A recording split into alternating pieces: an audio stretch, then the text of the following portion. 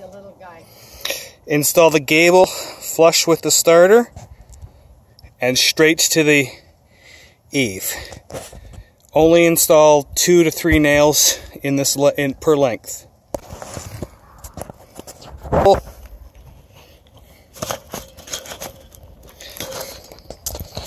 Position your rake starter and cut any paper out of your way. Mark a straight line to where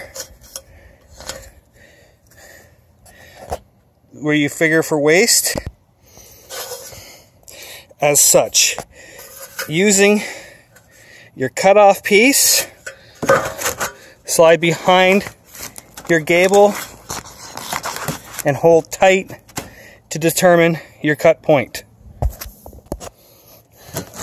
Again, take the starter, the rake starter, sliding behind and determine your meeting point for your gable.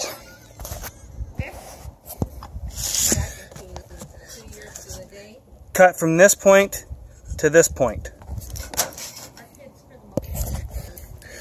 Determine true.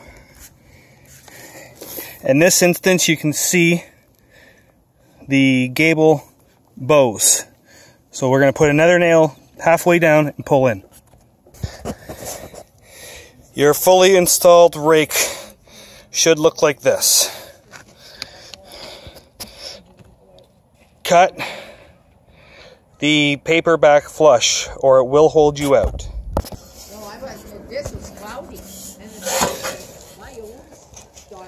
Once you have your angle cut, your next cut will be bringing your other rake up to meet it.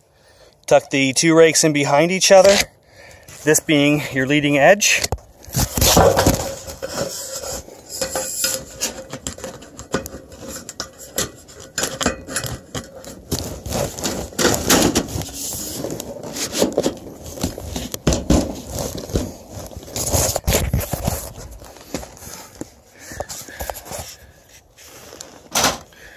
And mark it. We're going to cut this flap down even.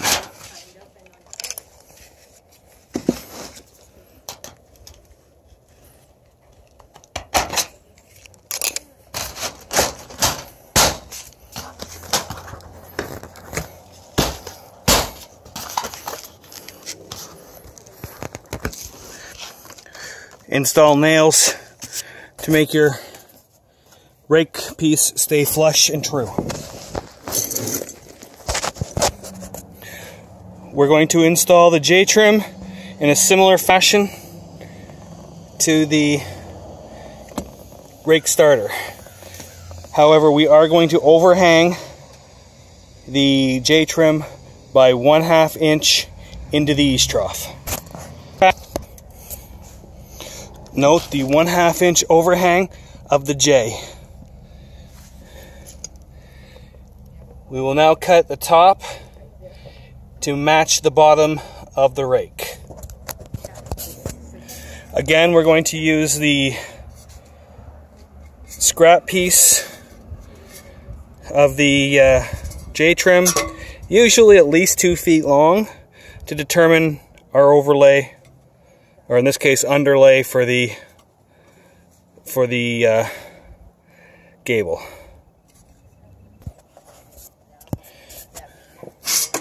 Begin by cutting the scrap piece so that the top portion is slightly longer than the bottom portion as such. Okay, and we're going to slip the J-trim behind and mark the top cut.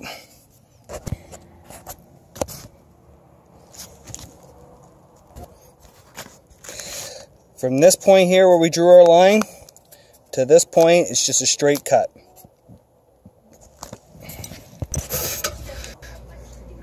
Begin by cutting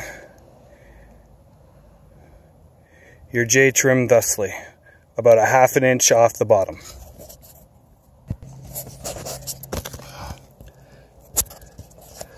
The tab we left at approximately a 1/2 inch.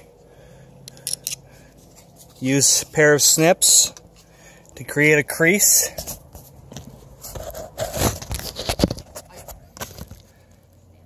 And bend sharply.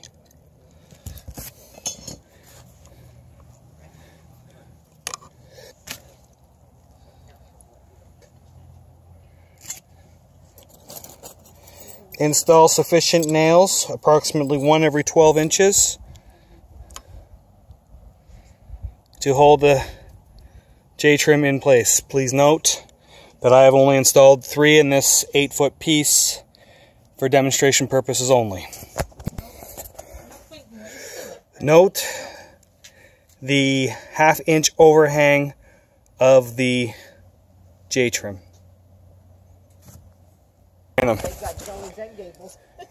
The first shingle will sit in as a full shingle and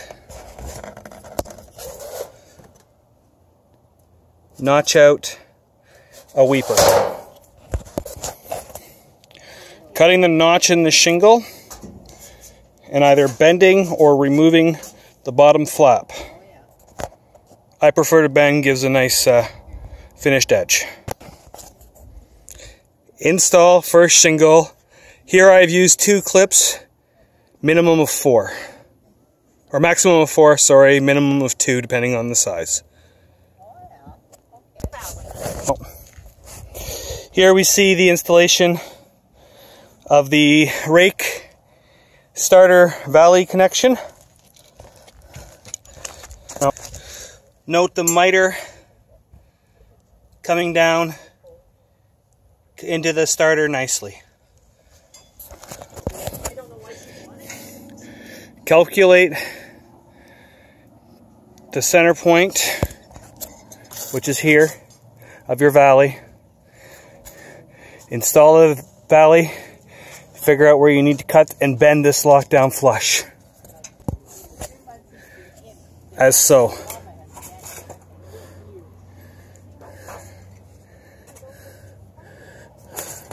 Next, we're going to draw a line on the back side from this point to this point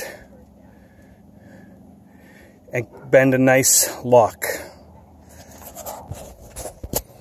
You can now see my rake line, my bend line, and my starter bend line. Cut this back to about a 1/2 inch. Bend it around as such.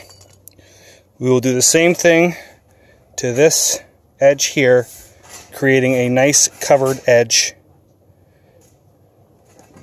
this distance into the gable. Note the rake edge is bent further back than the gable edge, as well a tighter lock. This will lock around your starter. This is just for a nice clean effect. Install a clip and straighten. Install a clip and nail your valley in place. Once straight, install a second clip and nail again. To finish the valley,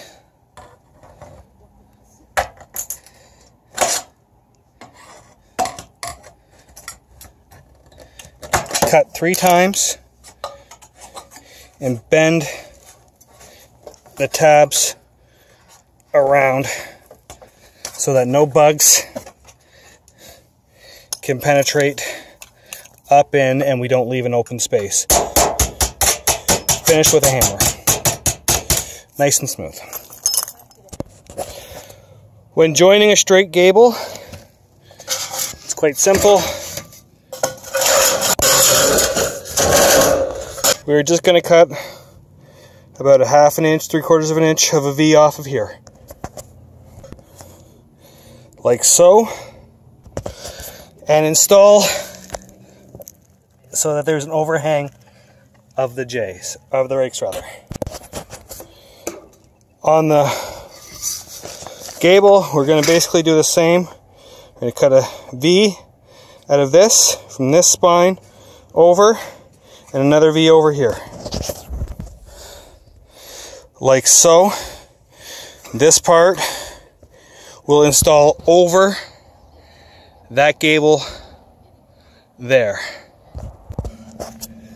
Like so.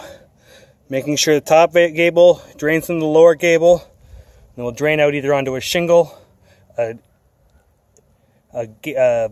eaves trough, or a valley.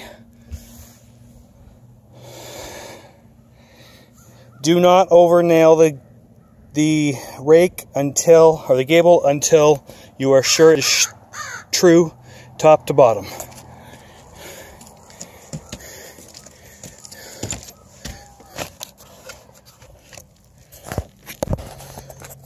Meeting a valley point for the trim itself, push the valley into place on the first side and install clips and nails where necessary.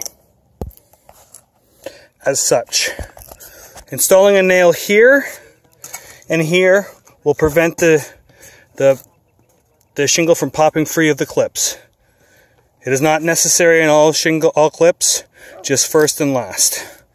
Our next step is we're going to cut even with the ridge up to this point here.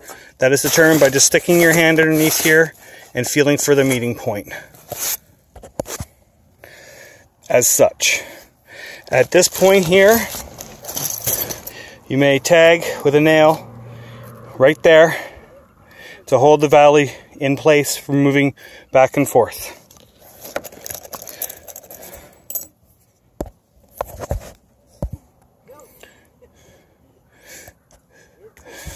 This nail will not leak because it will be covered either by shingle, by a valley coming up this way, or by both. Make sure it is high in the corner. I'm not sure. No. Determine your overhang for your valley. In this case, approximately 3 inches. Follow the valley up to the meeting point.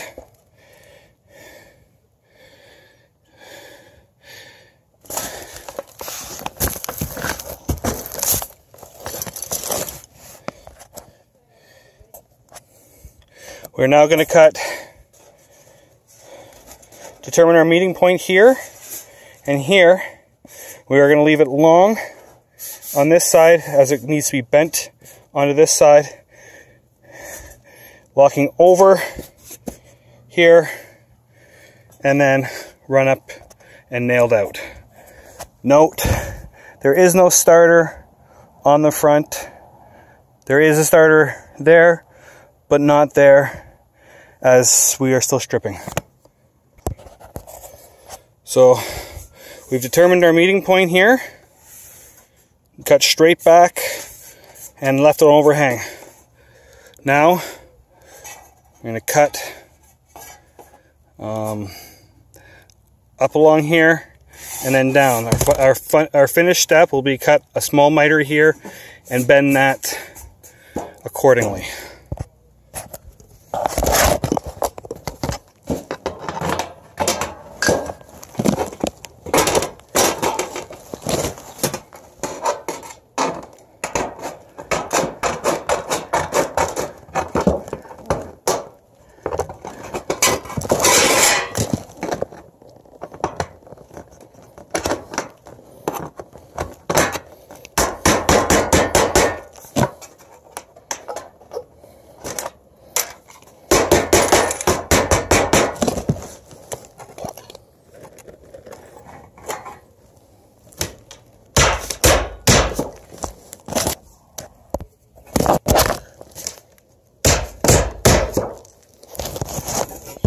Shelly, can you grab me the caulking gun out of the front seat, please? Yeah. No, it should be on your side or on the seat.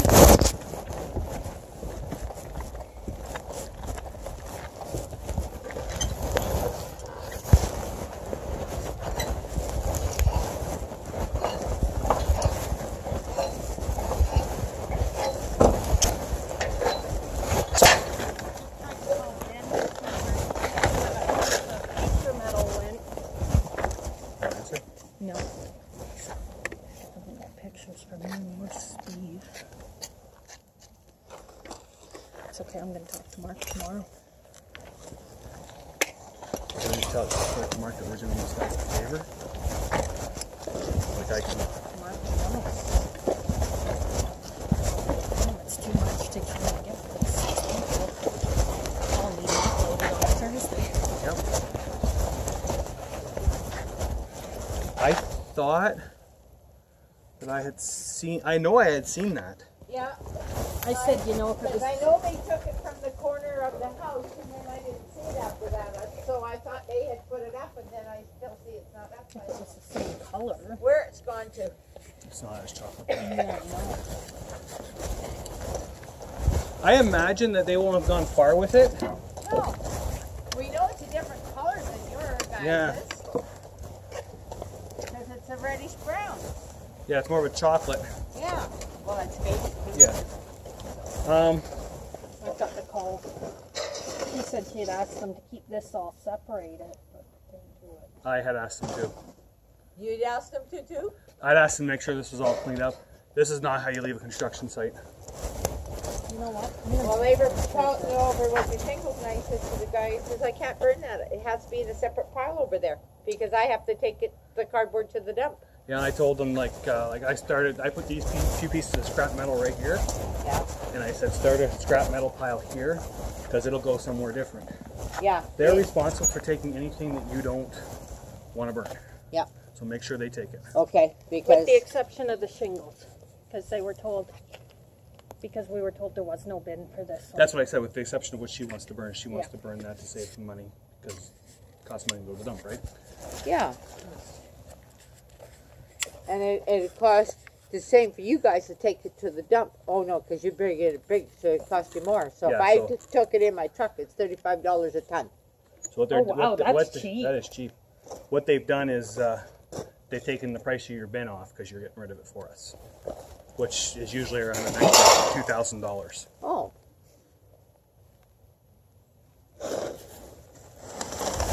But Antonio didn't charge. But, Yeah. but see the paper over there and the paper over here? So I told the guy, he said, no, it's got to be piled over there. So they, but I don't mind. I just took a picture of that. I would leave it. Well, I'm just looking for those other two pieces. When they come back on Thursday? Tuesday. Well, She I won't hope they're be here, so maybe you need to talk to them. I will talk to them. I will ask them where it is because they've got my tools still, like my snow shovel. I don't know where my fork is, and I need that for my next job. So I'm a little worried with leaving things like that if... I don't think we're calling for any. I think that board's tagged. I can see nails sticking up. So yeah, it's tagged down. Yeah, I just know, not the guy with the beard, but the other guy, the other older guy, kind of reddish hair. Yeah, I know who you're talking about. Yeah, well, I thought they brought your fork down. Colin. I think his name is. It may have. I just don't see it in here. I'm not going to sit here and sort through everything. No. Because there's their rippers right there. Yeah. I don't like to sort through other guys' tools because then you get accused of stealing it. Yeah, no.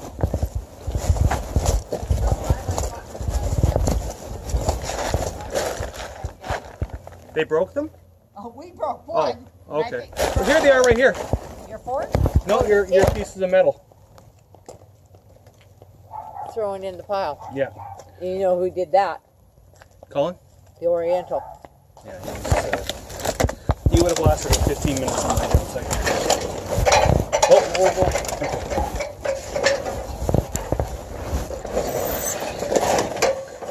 I'll dig those out. I got them. Because see, this one here goes where the wire thing is. On that side. This one goes on the roof on the other side. of the slats.